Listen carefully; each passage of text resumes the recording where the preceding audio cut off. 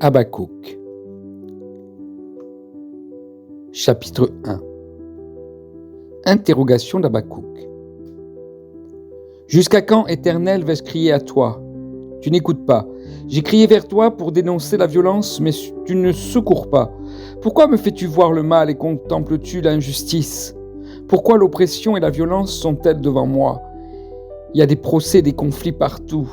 Aussi la loi est sans vie, le droit est sans force. Car le méchant triomphe du juste et l'on rend des jugements corrompus. Réponse de Dieu. Le jugement de Juda.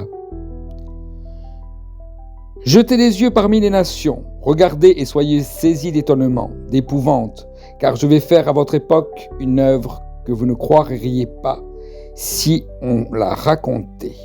Je vais faire surgir les Babyloniens. C'est un peuple impitoyable et impétueux qui traverse de vastes étendues de pays pour s'emparer de demeures qui ne sont pas à lui. Il est terrible et redoutable, il est la source de son droit et de sa grandeur.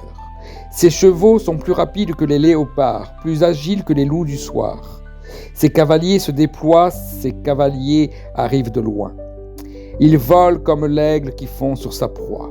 Tout ce peuple vient pour se livrer au pillage, le visage tendu vers l'avant, et il rassemble des prisonniers comme du sable. Il se moque des rois, et les princes sont l'objet de ses railleries. Il rit de toutes les forteresses, il amoncelle de la terre et il les prend. Alors il change d'avis et poursuit sa marche.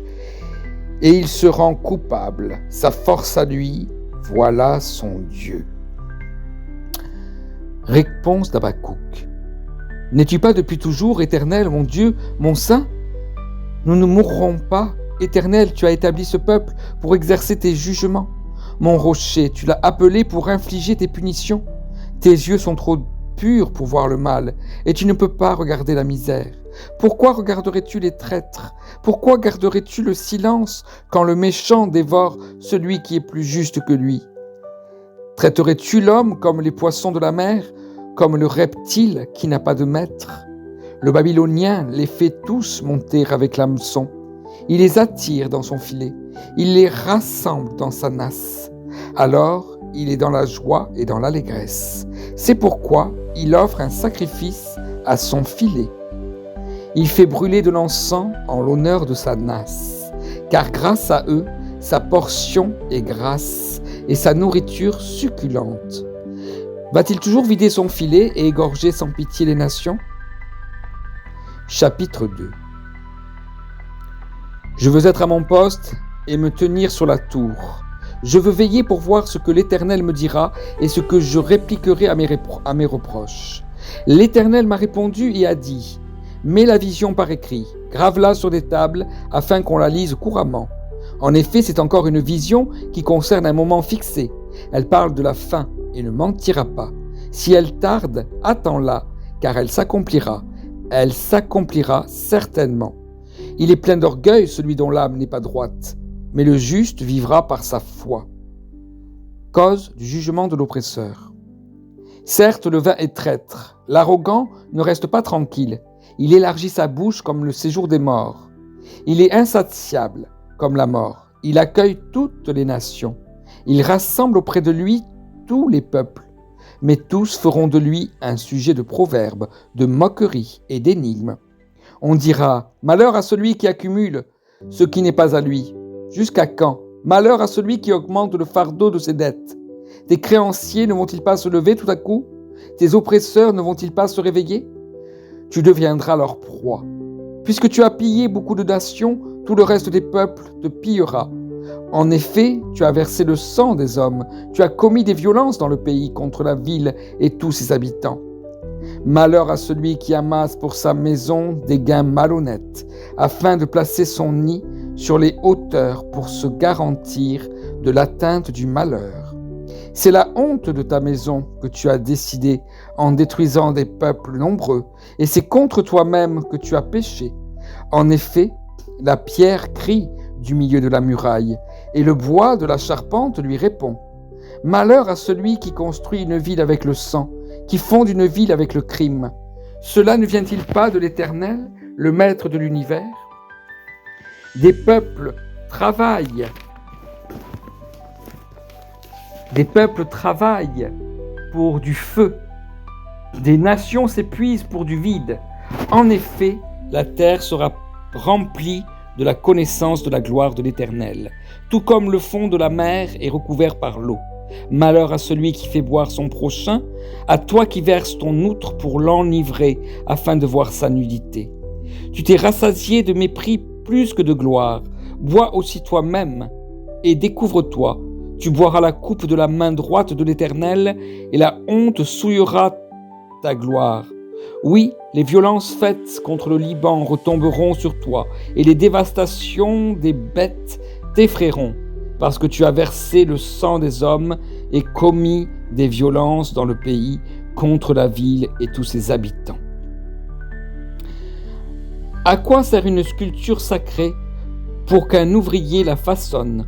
À quoi sert une idole en métal fondu et qui enseigne le mensonge pour que l'ouvrier qui l'a faite place en elle sa confiance, au point de fabriquer des faux dieux muets?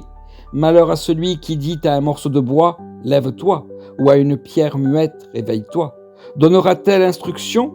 Elle est garnie d'or et d'argent, mais il n'y a en elle aucun souffle de vie. L'Éternel, lui, est dans son saint temple, que toute la terre fasse silence devant lui.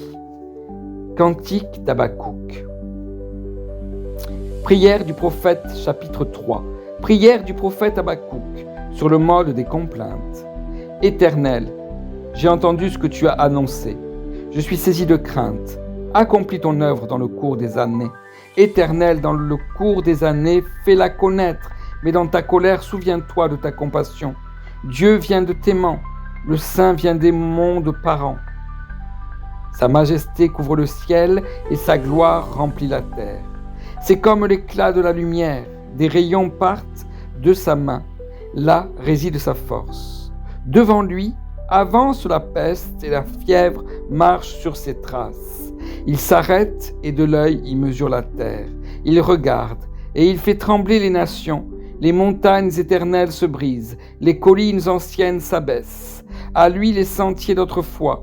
Je vois les tentes de l'Éthiopie réduites à rien, et les tentes du pays du Madian sont dans l'épouvante. L'Éternel est-il irrité contre les fleuves? Est-ce contre les fleuves que s'enflamme ta colère? Est-ce contre la mer que se déverse ta fureur? Pour que tu sois monté sur des chevaux, sur ton char de victoire. Tu prépares ton arc, tes serments sont les flèches de ta parole. Tu fends la terre par des torrents. À ton aspect, les montagnes tremblent. Des trombes d'eau s'abattent. L'abîme fait entendre sa voix. Il lève ses mains en haut. Le soleil et la lune s'arrêtent dans leur résidence, à la lumière de tes flèches qui partent, à la clarté de ta lance qui brille. Tu parcours la terre dans ta fureur. Tu écrases les nations dans ta colère. Tu sors pour délivrer ton peuple, pour délivrer celui que tu as consacré par onction. Tu brises le faible de la maison du méchant. Tu la détruis de fond en comble. Tu transperces de leurs propres flèches la tête de ces chefs qui se précipitaient comme une tempête pour nous disperser. Ils poussaient des cris de joie comme s'ils dévoraient déjà le malheureux dans leurs repères. Avec tes chevaux, tu parcours la mer, le bouillonnement de grandes eaux. J'ai entendu et je suis tout bouleversé. À cette voix, mes lèvres tremblent. La pourriture vient dans mes os et mes jambes tremblent. Sans bouger, j'attends le jour de la détresse, le jour où notre assaillant marchera contre le peuple. En effet, le figuier ne fleurira pas, la vigne ne produira rien, le fruit de l'olivrier manquera, les champs ne donneront pas de nourriture, les brebis disparaîtront du pâturage et il n'y aura plus de bœufs dans les étables. Mais moi, je veux me réjouir en l'Éternel, je veux être dans l'allégresse à cause du Dieu de mon salut. L'Éternel, le Seigneur, est ma force. Il rend mes pieds semblables à ceux des biches et il me fait marcher sur mes hauteurs.